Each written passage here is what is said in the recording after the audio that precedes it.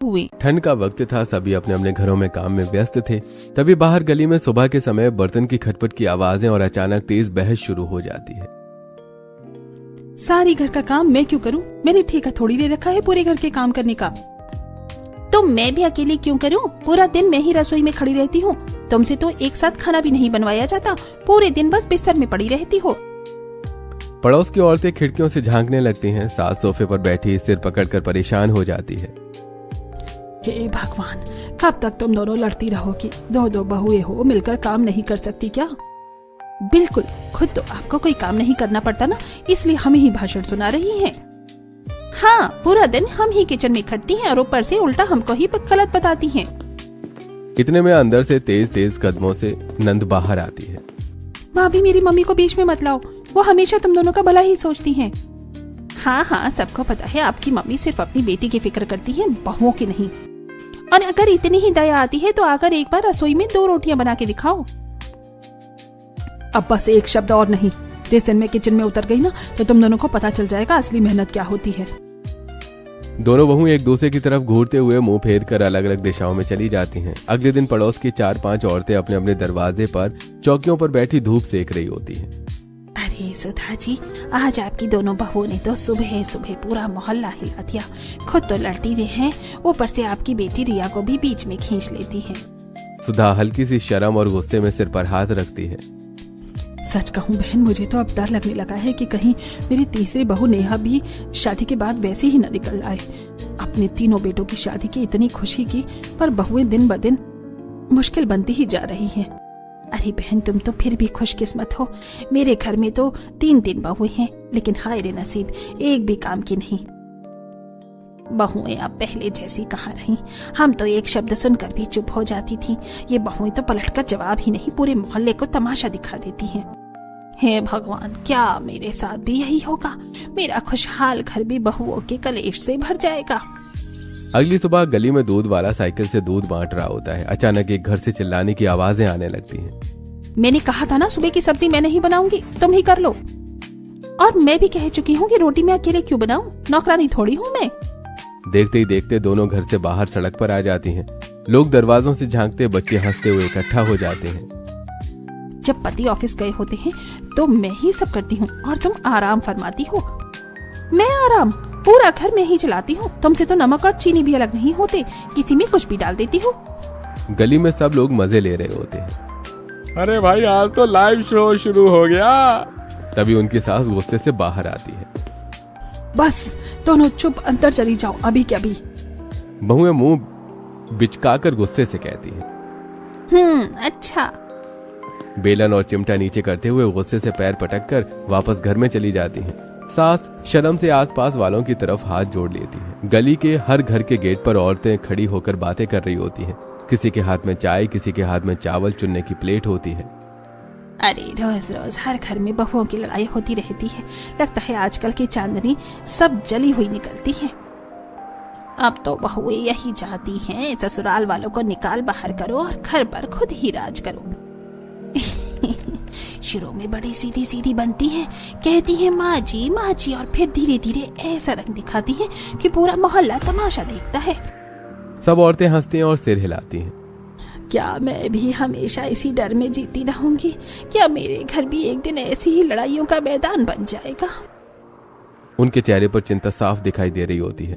अगले दिन सुबह ड्राइंग रूम में प्रीतम अखबार मोड़कर रख लेते हैं और गंभीर होकर कमला देवी की तरफ देखते हैं। बच्चे भी सोफे पर बैठे होते हैं। प्रिया भी पास में मोबाइल लिए बैठी होती है। कमला, मैंने तुम्हें इतने रिश्ते दिखाए, लड़कों की उम्र हो रही है, अब तो कोई लड़की चुन ही लो। तुम तो किसी पर हामी ही नहीं भरती। शादी तो करनी ही है, लेकिन लड़की सोच समझ कर चुननी पड़ेगी। आजकल की लड़कियां दिन रात कलेश ही कलेश। पूरा मोहल्ला देख लो, बहुओं के झगड़े ही तो सुनाई देते हैं। ससुर एक फोटो एल्बम निकाल कर टेबल पर रख देते हैं। अच्छी अच्छी लड़कियों की फोटो लाया हूँ, देख लो। कमला देवी एक एक तस्वीर देखती है, पर हर फोटो पर नाक भौं सिकोड़ देती है। शक्ल सूरत पर भरोसा। आजकल शुरुआत में हर लड़की सीधी बनती है, फिर रंग दिखाने लगती है। मम्मी को हर लड़की में कमी लगती है। हे भगवान, बस मेरी बहुएं सही निकल आए, बस यही डर है।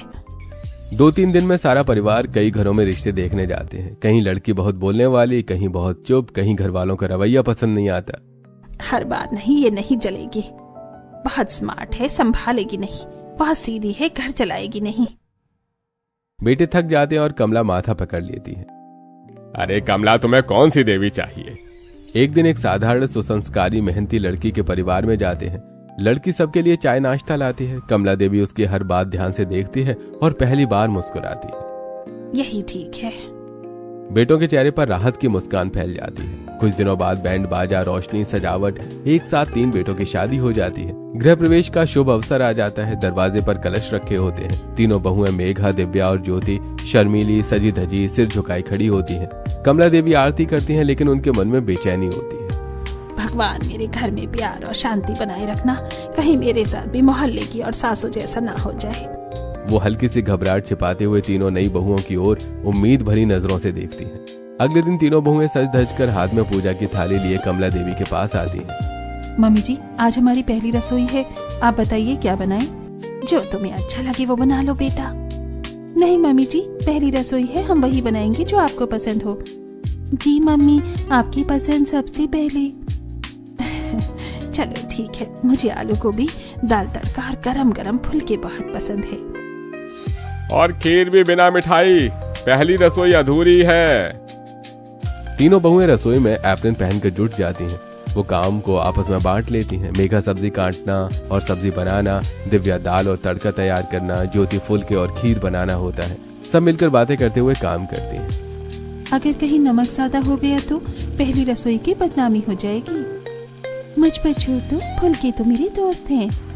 तीनों खिलखिलाकर हंसती हैं। खाना पकने की खुशबू घर भर में फैल जाती है। सब लोग डाइनिंग टेबल पर बैठे होते हैं। सास ससुर और तीनों भाई एक एक निवाला चखते हैं। वाह, ऐसा स्वाद तो बरसों बाद मिला। हमारी बहुएं तो कमाल है। पहले ही दिन मिलकर काम किया। तीनों बहुएं एक दूसरे की ओर देखकर मुस्कुराती हैं। भाभी, अब रोज ऐसा ही खाना बनाती ना।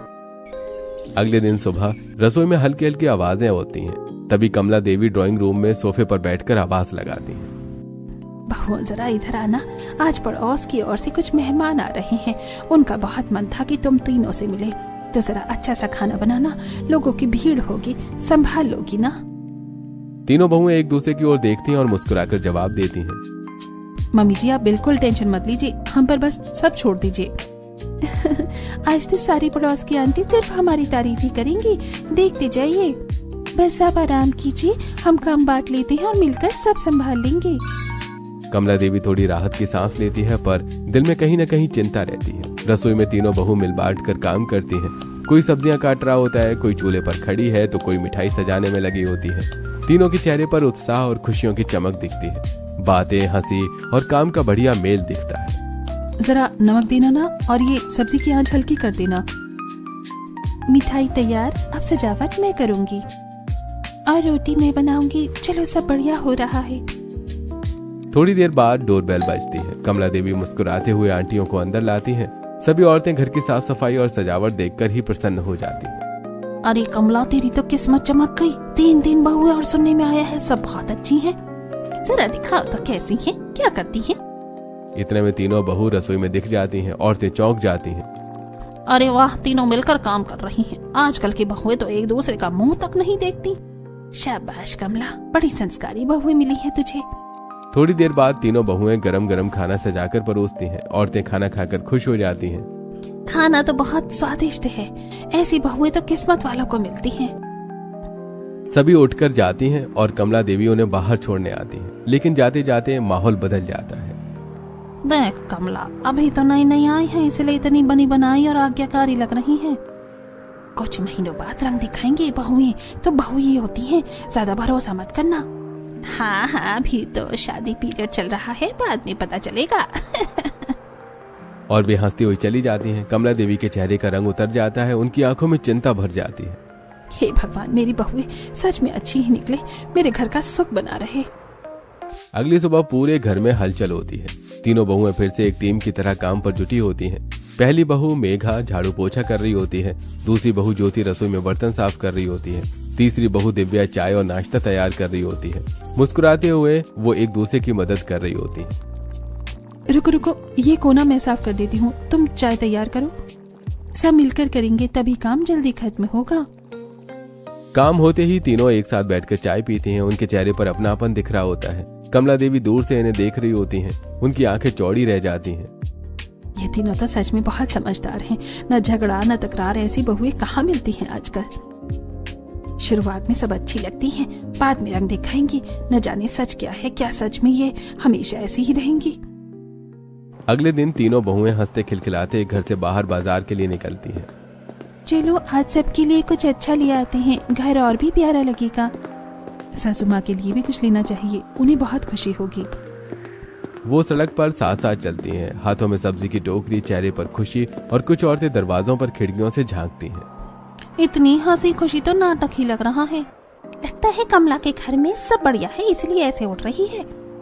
अरे छोड़ो, कुछ महीने बाद असली रूप देखेगा तब देखेंगे। सब जलन भरी नजरों से फुसफुसाती रहती हैं और बहुएं बिना परवाह किए आगे बढ़ती जाती हैं। अगले दिन सुबह की रसोई में तीनों बहुएं काम बांट रही होती हैं, लेकिन आज माहौल थोड़ा अलग होता है। मैं कल भी बर्तन धो चुकी हूँ, आज कोई और कर ले। तो क्या मैं कम कर रही हूँ? रात का सारा खाना मैंने ही बनाया था। आप दोनों ही अपनी अपनी बातें कर लो, मेरा काम तो जैसे दिखता ही नहीं। तीनों की आवाज धीरे धीरे तेज होने लगती है। रसोई का शांत माहौल तकरार में बदल जाता है। ड्राइंग रूम में कमला देवी और प्रिया बैठी बातें कर रही होती हैं। कमला देवी रसोई में आती आवाजों पर ध्यान देते हुए सिर पकड़ लेती है। देख प्रिया, हो गई शुरुआत। मैंने कहा था ना, बहुएं जैसे बाहर की पड़ोसने हो गई हैं, अब आपस में लड़ना शुरू कर दिया। मम्मी बस थोड़ी सी बहस है, हर घर में हो जाती है, आप इतना नेगेटिव मत सोचिए। तुझे नहीं पता बेटा, आज एक दूसरे से लड़ रही हैं, कल मुझसे और तेरे पापा से लड़ेंगी। धीरे धीरे घर का सुकून खत्म हो जाएगा और हमारा घर भी पड़ोस जैसा बन जाएगा। मम्मी, आपके दिमाग में नेगेटिविटी बहुत ज्यादा भर गई है। अगर आप भाभीियों के बारे में ऐसे ही सोचोगी तो उनकी कोई अच्छाई दिखाई ही नहीं देगी। अच्छाई कहाँ है अच्छाई बेटा, झगड़ा करती हैं, उल्टा जवाब देती हैं, ये सब शुरुआत है। मम्मी वो नहीं है, कभी कभी गलतफहमियां हो ही जाती हैं, आप उन्हें अपनाइए, उनकी अच्छाइयाँ खुद सामने आ जाएंगी।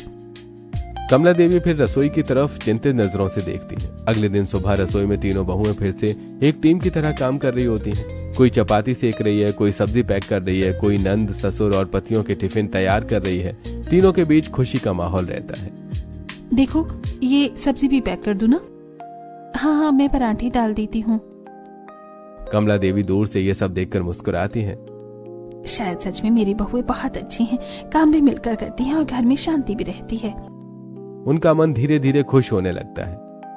अगले दिन दोपहर में कमला देवी और उनकी बेटी प्रिया ड्राइंग रूम में बैठी बातें कर रही होती हैं। बहुत दिन हो गए गाजर का हलवा खाए, बड़ा मन कर रहा है। मैं कह दूंगी भाभीियों को बना देंगी। इसी बीच बड़ी बहू मेघा किनारे से ये बात सुन लेती है। वो बिना समय गंवाए बाकी दो बहुओं को बताती है। चलो मम्मी जी के लिए गाजर का हलवा बनाते हैं, उनका मूड भी अच्छा हो जाएगा। बिल्कुल, अभी बनाती हैं। तीनों काम बांट लेती हैं। मेघा गाजर छीलती है, दिव्या गाजर कद्दूकस करती है और ज्योति मावा और घी में हलवा भूनती है। रसोई में मीठी खुशबू फैलने लगती है। तीनों की मेहनत और प्यार मिलकर एक शानदार स्वाद बन जाता है। तीनों बहुएं ट्रे लेकर आती हैं। अरे वाह भाभी, मम्मी ने कल ही कहा था और आज ही हलवा भी बन गया। कमला देवी के एक चम्मच खाती है और चेहरे पर खुशी की चमक आ जाती है। अच्छा ही बना है। प्रिया गर्व से मुस्कुराती है, बहुएं भी थोड़ा शर्मा जाती हैं। अभी तक तो सब ठीक है, आगे देखना क्या होता है। कमला के चेहरे पर हल्की चिंता और दिल से उम्मीद होती है। अगले दिन दोपहर का समय, तीनों बहुएं रसोई का काम निपटाकर सोफे पर बैठी आराम कर रही होती हैं। चाय के कप हाथों में होते हैं। मामी जी का रवैया हमारे साथ बिल्कुल ठीक नहीं है। पता नहीं क्यों वो ठीक से बात ही नहीं करती। ऐसे लगता है जैसे हम पर भरोसा ही नहीं है। अरे थोड़ा टाइम लगता है ना खुलने में, अभी हम नहीं हैं घर में, उनके लिए भी ये सब नया है। हाँ कोई बात नहीं, धीरे धीरे देखना वो हमसे अच्छे से बात करने लगेंगी। हम बस अपना प्यार और सम्मान बनाए रखें। शायद आप दोनों सही कह रही हो, हमारा फर्ज है कि हम सासू माँ का दिल जीतें। अगले दिन सुबह तीनों बहुएं फुसफुसाते हुए प्रिया के लिए सरप्राइज की प्लानिंग करती हैं। आज प्रिया का जन्मदिन है, कुछ खास करना चाहिए। हाँ, पड़ोस की सभी आंटी को भी बुलाते हैं और खाना भी हम तीनों मिलकर बनाएंगे, बस काम बांट लेते हैं। वे रंग बिरंगी सजावट, गुब्बारे, केक सब तैयार कर देते हैं। घर पूरी तरह पार्टी के माहौल में बदल जाता है। फिर शाम को पूरे मोहल्ले की औरतें आ चुकी होती हैं। प्रिया की आंखें खुशी से नम हो जाती हैं। इतनी खूबसूरत तैयारी, थैंक यू भाभी। आप हमारी प्यारी ननंद हैं, आपका दिन हम कैसे भूल सकते हैं। माहौल हंसी खुशी से भर जाता है। डेकोरेशन चमक रही होती है, सब खुश होते हैं। सभी मेहमान खाना खा रहे होते हैं। तीनों बहुएं मिलकर सर्व कर रही होती हैं। उन्हें देखकर पड़ोस की औरतों के अंदर आग जल उठती है। देखो कैसे तीनों मिलजुल कर काम कर रही हैं। कमला देवी की किस्मत तो देखो, हमारे घर में होती तो अभी तक हाथापाई हो चुकी होती। मेरी बहुएं सच में बहुत अच्छी हैं, घर भी संभालती हैं और रिश्ते भी। अरे बहन, मेरी बहू भी पहले ऐसी ही मेरी बेटी और मेरा जन्मदिन मनाती थी, फिर एक दिन अचानक बदले हुए रंग दिखा दिए, अब तो पूछती तक नहीं। उनके शब्दों में जलन और कड़वाहट साफ दिखती है। कमला देवी के चेहरे पर फिर एक पल की चिंता दौड़ जाती है। बस भगवान करे मेरे घर में ऐसा कुछ ना हो। अगले दिन सुबह गली में पड़ोस की कई बहुएं खड़ी होकर बातों में लगी होती हैं। उनके साथ कमला देवी की तीनों बहुएं भी खड़ी होकर हंसी मजाक कर रही होती हैं। इसी दौरान अचानक पास वाली दो बहुएं आपस में झगड़ना शुरू कर देती हैं। आवाज ऊंची हो जाती है, सबके घरों तक पहुंचती है। तू हर बात में टांग क्यों उड़ा देती है? मेरी मर्जी, तू कौन होती है समझाने वाली? लड़ते लड़ते वो लगभग धक्का मुक्की पर उतर आती हैं। आवाज पूरे मोहल्ले में गूंजने लगती है। घर के अंदर बैठी कमला देवी को आवाज सुनाई देती है तो वो घबरा जाती है। अरे बाप रे, आज तो इन्होंने तमाशा ही कर दिया। मम्मी, इतनी हाइपर क्यों हो रही हो? पहले देख तो लो क्या हो रहा है। अब मेरी इज्जत मिट्टी में मिल गई। लोग अब मेरे घर का नाम भी नहीं रहने देंगे। कहीं मेरी बहुएं भी सबके जैसे निकली तो अब तो सब मेरे मुंह पर थू थू करेंगे। वो सिर पर हाथ रखकर लगभग रोने लगती हैं। आखिरकार वो हिम्मत करके बाहर देखने जाती हैं। दरवाजा खोलते ही सामने सब दिख जाता है। सामने वाली शकुंतला की बहुएं लड़ रही होती हैं और कमला की तीनों बहुएं तो एक कोने में चुपचाप खड़ी होती हैं। कमला देवी एक लंबी राहत की सांस छोड़ती है। अच्छा, ये लड़ रही हैं। उनके चेहरे पर सुकून लौट आता है। वो मुस्कुराते हुए अंदर लौटती हैं। अगले दिन सुबह सुबह ही मोहल्ले की औरतें गली के कोने में खड़ी होकर बातें कर रही होती हैं। अरे भाभी, हमारे मोहल्ले में जितनी भी नई नई बहुएं आई है ना, सबकी सब हाथ पैर टूटी पड़ी रहती हैं। किसी को तो चाय बनाना तक ढंग से नहीं आता। हाँ भाई, और इस कमला की किस्मत देखो, एक नहीं पूरी 3 बहुएं, ऊपर से तीनों काम में इतनी तेज जैसे कोई मशीन हो। सुबह सुबह सबके घर पर उनकी चर्चा होती है। सच कह रही हो, मुझे तो अब इनसे जलन होने लगी है।